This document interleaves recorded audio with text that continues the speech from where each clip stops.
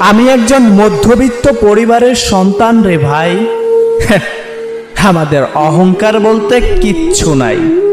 কি নিয়ে অহংকার করব রে ভাই? না আছে বাবার টাকা, না আছে ক্ষমতা। কিছুদিন পরই হয়তো চলে যাব টাকার জন্য দূরপ্রবাসে, হয়ে যাব রেমিটেন্স যোদ্ধা।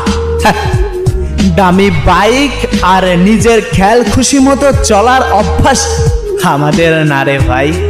আমাদের ইনকাম করে নিজে চলতে হয়। তুমি শুনেছ না, দিন আনে দিন খাই। আমি তারই ছেলে রে ভাই।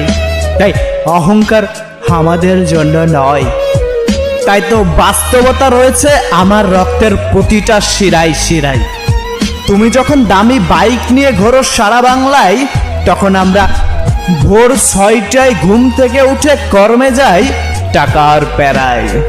তাই তোমার সাথে আমার তুলনা চলবে না রে ভাই।